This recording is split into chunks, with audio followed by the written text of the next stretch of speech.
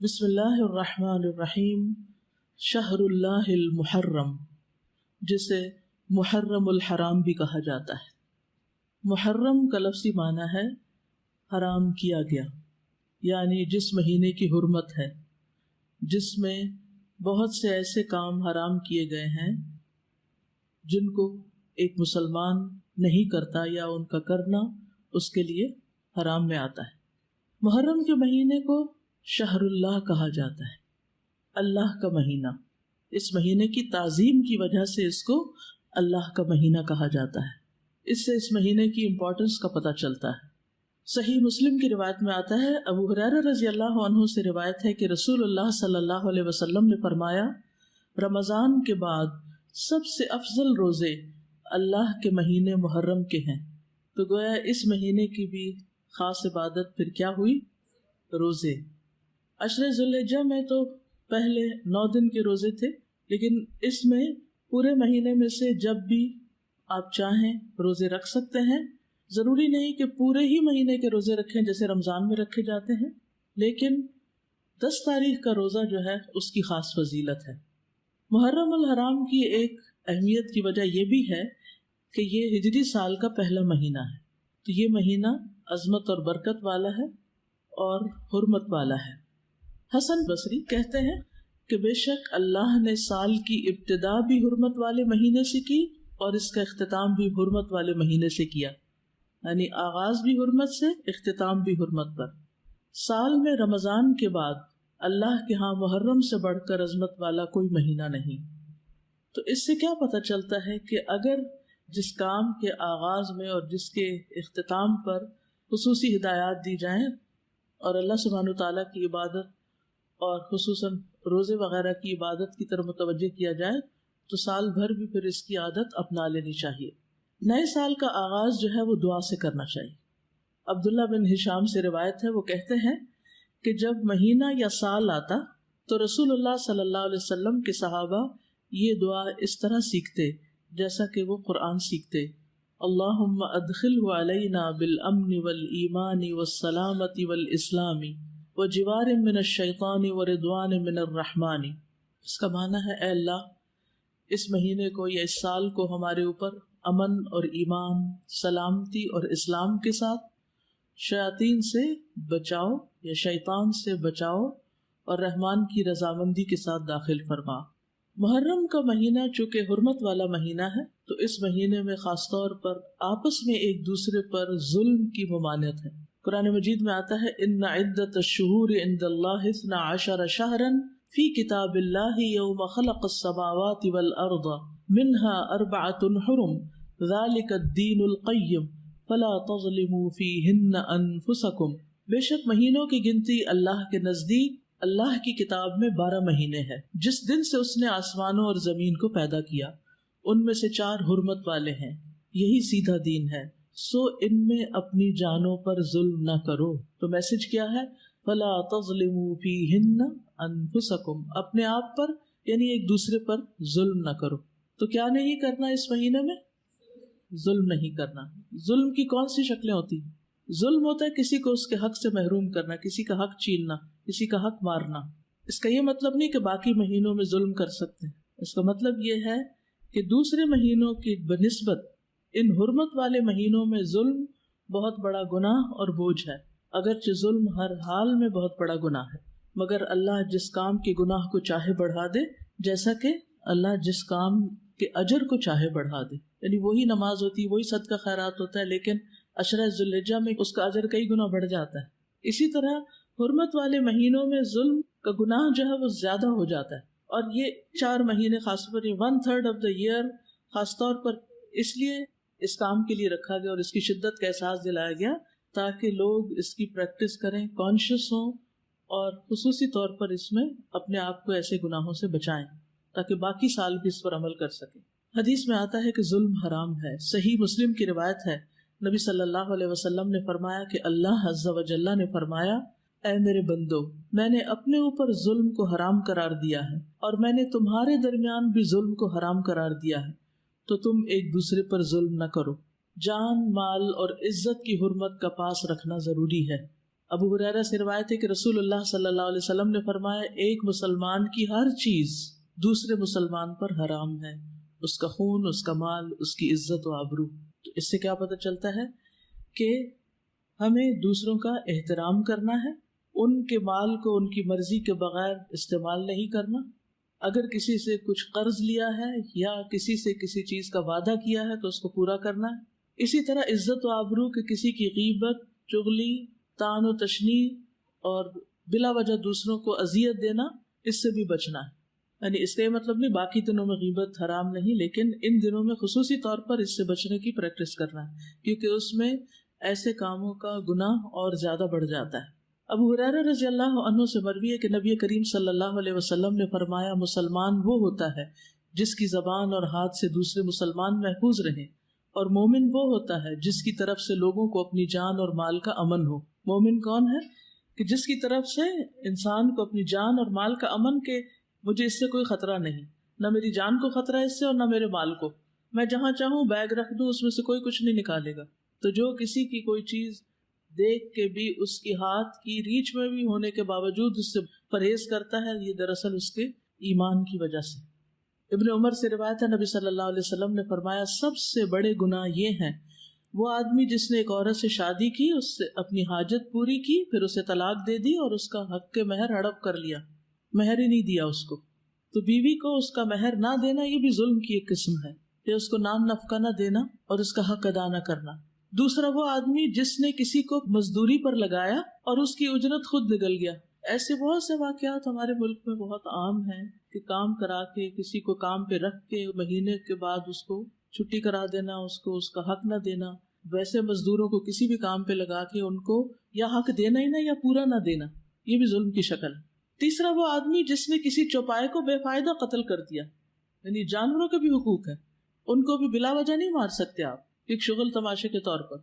عبداللہ بن صائب رضی اللہ عنہ ابن یزید سے روایت ہے کہ وہ اپنے والد سے اور وہ عبداللہ کے دادا سے روایت کرتے ہیں، انہوں نے رسول اللہ صلی اللہ علیہ وسلم کو فرماتے ہوئے سنا، تم میں سے کوئی شخص اپنے بھائی کی کوئی چیز ہرگز نہ لے، نہ مذاق میں نہ حقیقتاً۔ بعض اوقات ہوتا ہے نا، فرینڈ شپ ہوتی ہے اور ایک دوسرے سے کافی فرینک ہوتے ہیں، تو ہم سمجھتے ہیں کہ اب اس فرینکنس کے بعد ہمیں حق حاصل ہو گیا کہ ہم دوسرے کی چیز میں سے جب جو چاہیں نکال لیں، اس کا بیگ کھولیں، اس میں سے پین نکال لیں، کوئی کھانے کی چیز ہے تو وہ اٹھا کے کھا لیں۔ نہیں، یہ سب حرام ہے، چاہے ایک سوئی کیوں نہ ہو، اور خاص طور پر اگر کوئی کسی کا حق ظلمن چھین لیتا ہے قسم کھا کر، جھوٹی قسم کھا کر، تو خواہ پیلو کی ایک شاخ ہی کیوں نہ، ایک مسواک، اگر اتنی سی چیز بھی کوئی کسی کی ظلمن چھینتا ہے تو قیامت کے دن اس کے لیے آگ ہے۔ تو بغیر کسی کی مرضی کے، اجازت کے، خوشی کے کوئی چیز نہیں لینی چاہیے، نہ مذاق میں نہ حقیقت میں۔ اچھا بعض اوقات ایسا ہوتا ہے نا، مثلا کسی نے کوئی انگوٹھی پہنی ہوئی ہے، کوئی زیور پہنا ہوا ہے، اچھا ذرا دکھانا مجھے، میں ذرا پہن کے دیکھوں کیسی لگتی ہے، اچھا پہن ہی دیکھے، مجھے تو بہت اچھی لگی، اچھی لگ رہی ہے نا، چلو تھوڑے دن میں پہن لیتی ہوں۔ ایسے نہیں کر سکتے آپ۔ مسلمان کی عزتوں کا پاس رکھنا۔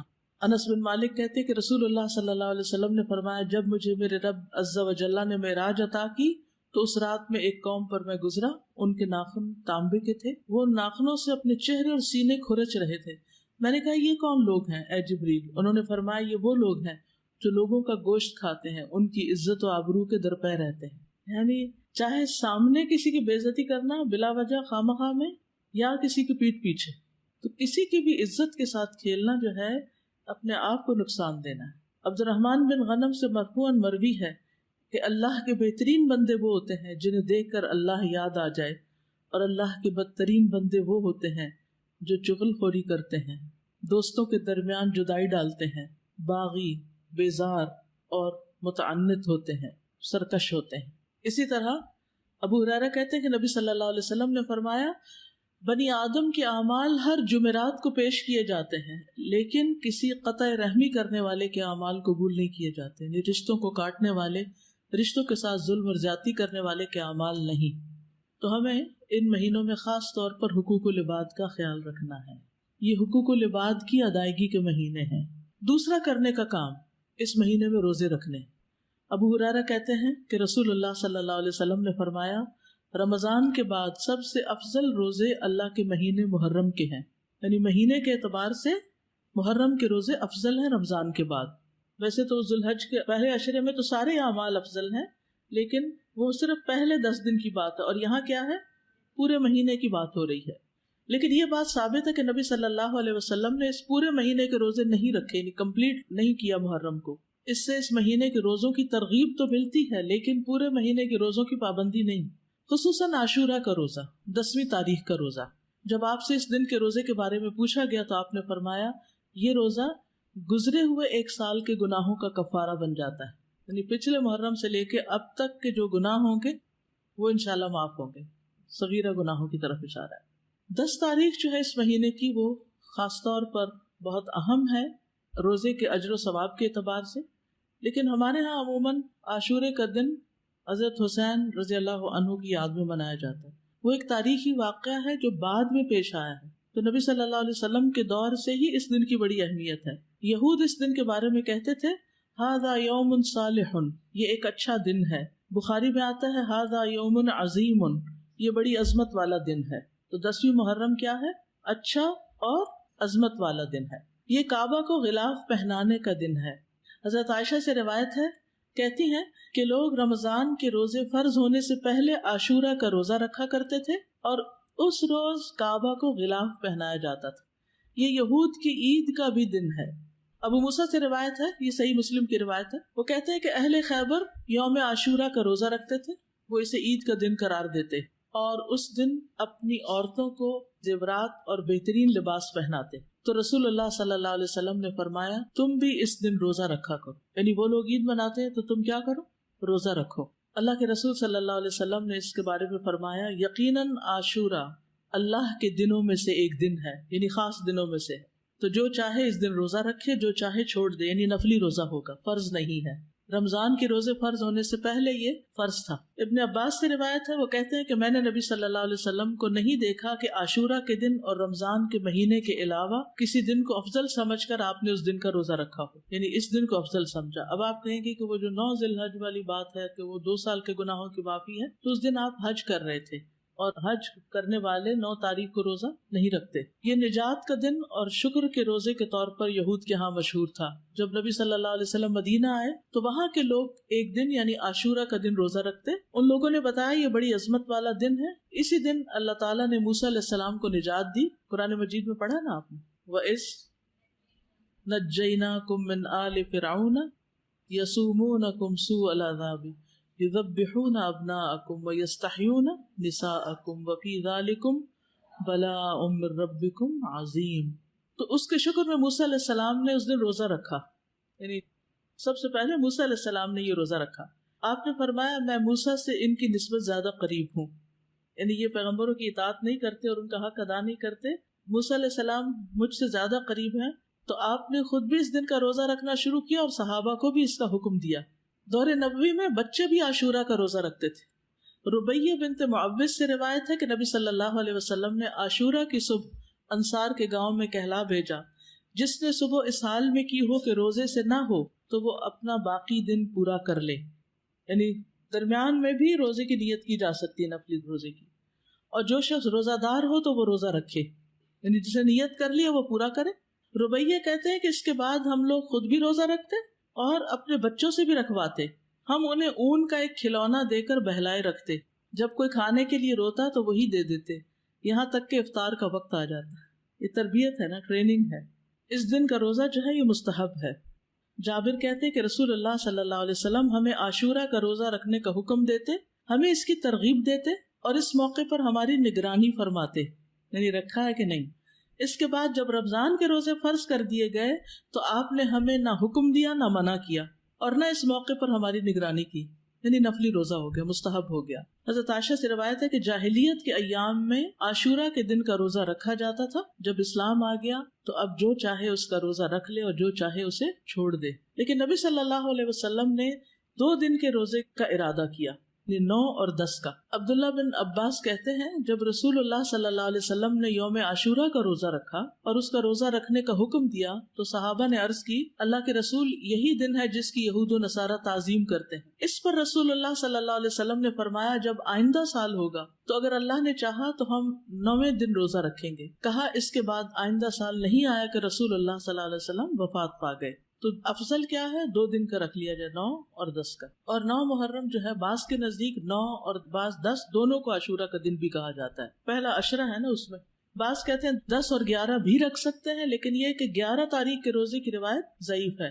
اصل میں 9 اور 10 ہی ہے. ابن القیم کہتے ہیں کہ ابن عباس کا یہ کہنا تم محرم کا چاند دیکھو تو گنتے رہو اور 9ویں تاریخ کے دن کی صبح روزے کی حالت میں کرو. تو اس سے مراد یہ نہیں کہ عاشورہ 9ویں تاریخ کو کہتے ہیں، بلکہ ان کی مراد یہ ہے کہ 10ویں سے پہلے 9ویں کا روزہ بھی رکھو، کیونکہ آپ نے فرمایا تھا کہ اگر میں زندہ رہا تو روزہ رکھوں گا. تو یہ ایک طرح سے آپ کی سنت ہو گئی، کیونکہ آپ نے اس کے بارے میں خود صحابہ کو ترغیب دلائی. اور یہ جو الفاظ ہیں نا سلسلۃ الاحادیث الضعیفہ کے، کہ اگر میں زندہ رہا تو یوم عاشورہ سے ایک دن پہلے یا ایک دن بعد میں روزہ رکھنے کا حکم دوں گا، یہ روایت ان الفاظ سے منکر ہے، یعنی اس کا انکار کیا گیا ہے، اس کی سند ضعیف ہے. اسی طرح ابن عباس کا بھی ایک قول ہے جو نبی صلی اللہ علیہ وسلم سے وہ روایت کرتے ہیں کہ آپ نے فرمایا یہود کی مخالفت کرو اس طرح کہ ایک دن پہلے یا بعد کا روزہ رکھو، تو اس کی سند ضعیف ہے، تو اس لیے بعد والا نہیں. ابن تیمیہ رحمہ اللہ کہتے ہیں صحیح بات تو یہ ہے کہ 9 اور 10 دنوں کا روزہ رکھنا مستحب ہے، کیونکہ آپ کا آخری حکم یہی تھا کہ اگر میں اگلے سال زندہ رہا تو 9ویں کا بھی ساتھ رکھوں گا. ویسے تو پورے مہینے میں روزے رکھ سکتے ہیں، آپ چاہیں تو 11ویں کا ساتھ رکھ لیں، 3 اکٹھے رکھ لیں، لیکن وہ جو ہے نا فضیلت والی بات اور مستحب ہونے والی بات وہ 9 ہی کی ہے. تو اب آپ کو بات سمجھ آ گئی کہ 9 تاریخ کا جو روزہ ہے وہ نہ رکھا تو پھر اجر سے محرومی ہو سکتی. تو احتیاط کا تقاضا یہی ہے کہ 9 کا رکھا جائے ساتھ. ٹھیک ہے. وآخر دعوانا ان الحمد للہ رب العالمین. السلام علیکم ورحمۃ اللہ وبرکاتہ.